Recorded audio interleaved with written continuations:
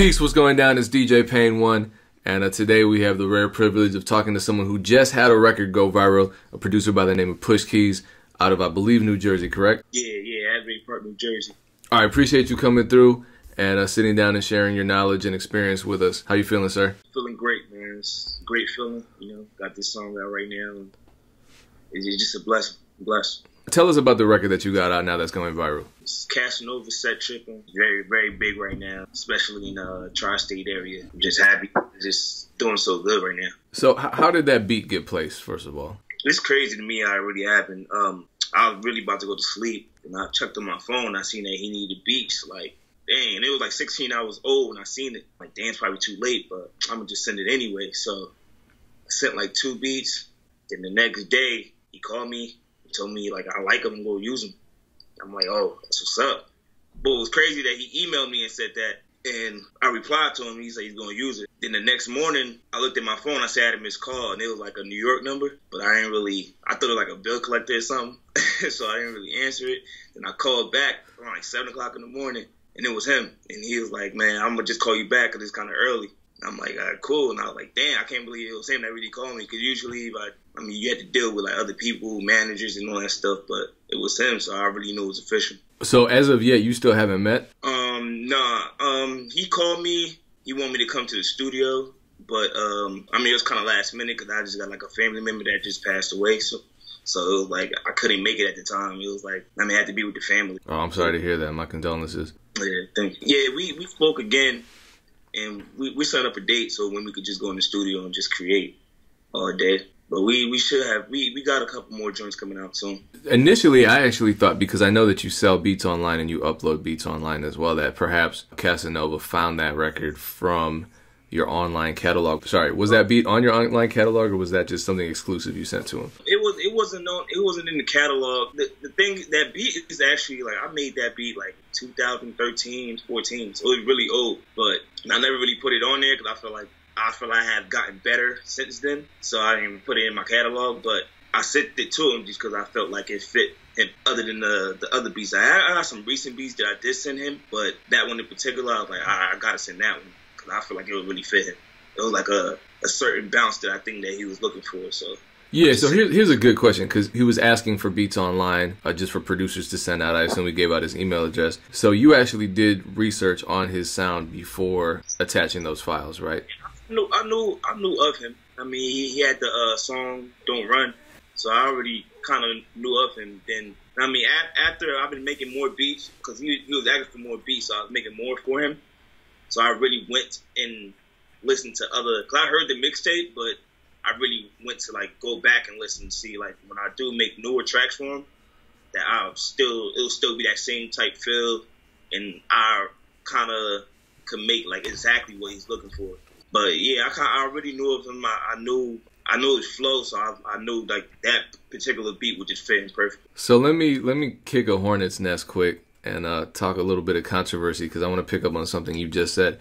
I know you make type beats, or at least you label beats as type beats on your BeatStars beat store. And you just said that now that you're working with Casanova, having studied his style, you're starting to make beats suited for his bounce, for his mood, and so forth. Recently, I read an article that was published in Mass Appeal that basically credited type beats for making all hip-hop sound the same. And I guess my argument is that, well, everybody's always making beats with somebody in mind. So now that you're making beats with Casanova in mind, how does that change your perspective on type beats overall, if at all? Like you said, when a producer making the beat, he kind of have like somebody in mind that could rap on it. Because I know other producers do that too. They usually rap on their beats. And like, if I'm thinking about somebody, like, let's say I make a beat for, let's say, Big Sean. When I do rap on that beat, I'm rapping like Big Sean. So I can see how how it would work. But type beats, I feel like it kind of help, because some people like will say they want beats or whatever, because Casanova not the only one that send an email and say he needs some beats. And some people will just, like, I'm pretty sure some producers probably just send beats, and maybe he wasn't looking for that type of beat, like a trap beat, and he's looking for like a more like a soulful type feel. A lot of producers just throw beats and feel like, all right, they're gonna like it. But if you have like a tight beat, basically if you categorize that beat as J. Cole type beat and J. Cole looking for beat, then you're gonna send him Devil's type beats. It's not like you just sending him random type beats and just hoping that he likes one of them. So I feel like type beats is, if that works for you, then do it. Another thing too, everybody bit a style from somebody.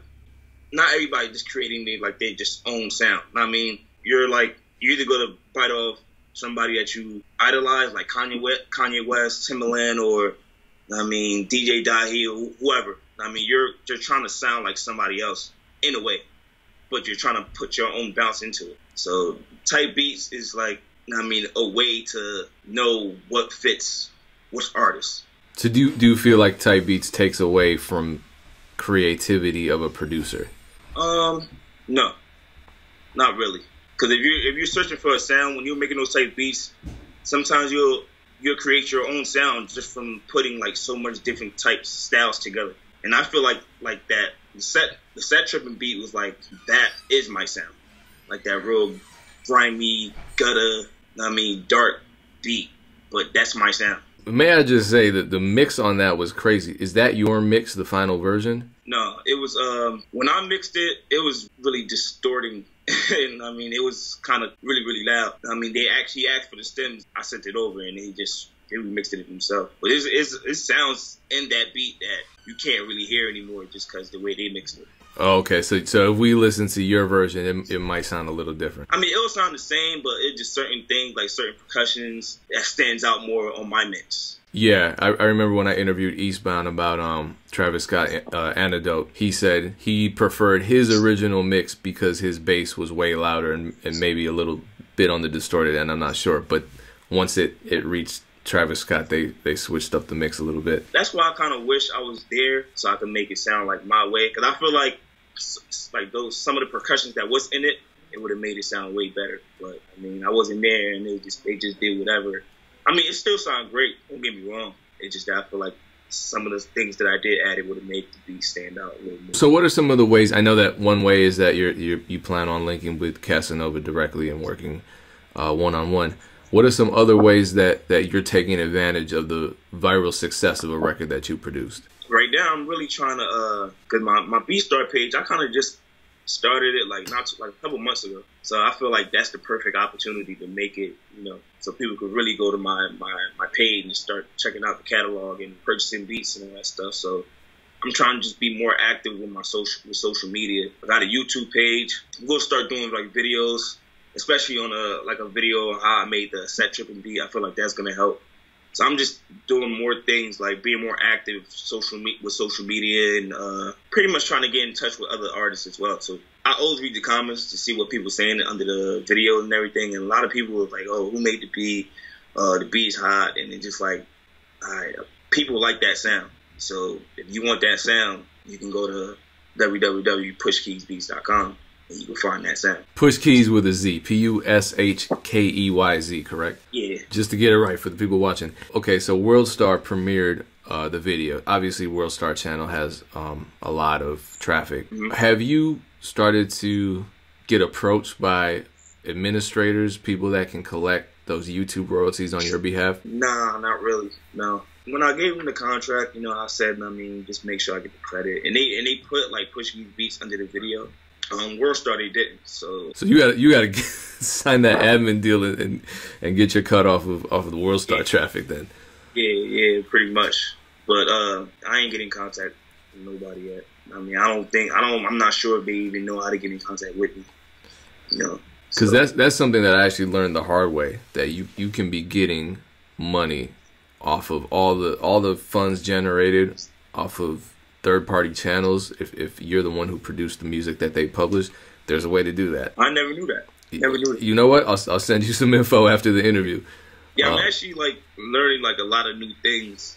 Because it's really my first major placement. I had other opportunities, but it's like songs. The song just didn't come out. I was supposed to have a song with Dave East. He posted the song on social media. I'm like, okay, it's gonna come out, but it just never came out. I guess he couldn't get the sample cleared or something like that. It was just a lot of things going on behind that. So I was like, all right, whatever. But this one, it was sampled too, but this one actually came out. So it was actually, I was happy. Oh, this one I didn't even realize it had a sample in it. Yeah, it was a sample. I used the same sample that Flatbush Zombies used for Bath Salt. I found the sample because I went to whosample.com. I'm pretty sure all producers know about that, but I mean, I was going to different artists because I was trying to find, like, I could never find good samples. So I was just going through different artists, and I'll look for, like a hot sample, and I'll look at that artist. So I'll YouTube that same artist, like the one they got the sample from, and trying to find different songs. But that particular song, like, you know what, I'm going to use that same sample, but I'm going to do it my way. And, I mean, I did it my way, and it sounded completely different. But people kind of knew where we were from because that song came out first, the Flatbush Zombie song. But, yeah. But I just made it into, like, my style, my bounce. It was a whole different bounce. You have another job, correct, aside from making music? Yeah, I have a job. I work at a little warehouse, but I'm just hoping that I could just, like, I'm gone and just make this a full-time thing. You know what I mean? Because it's something I love doing. I mean, I got a daughter that I provide for. You know what I mean? Until this pop off, I got to do what I got to do. What advice would you give a producer in your position? You know, you're not at the point where all of your income is being generated off of music, but you have this breakthrough record. How do you make the most of that? You know, what's working for you that you can tell somebody else to do if they find themselves in the same position? Do your research. I mean, learn the game. I'm still learning. I'm learning a lot of new things. I'm learning ways to, I mean, just like you said, I didn't even know I could, off those, like, World Star Hip Hop, I didn't even know you could collect money off that. And be patient, too, because, like I said, I've been doing it for 11, 12 years, and it took time, but, I mean, just be patient. I had days when I just wanted to quit, but, I mean, I loved it so much that I stick to doing it. I was still doing it, and, I mean, now I'm here. All right, so I know initially we talked about how you kind of have, up until now, successfully avoided social media, but now that you're kind of jumping back into it, how can people find you on social media? Instagram is PushKeyz Beats.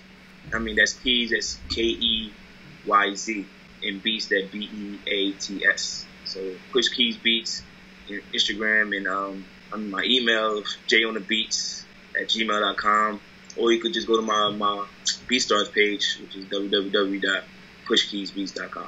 Hey, appreciate you sitting down, sharing that experience with us. Much continued success to you in the future, and we'll definitely have to check back in for another interview next time you have another one of these big breakthrough records come out. Hopefully, man. Thank you, man. Thank you very much.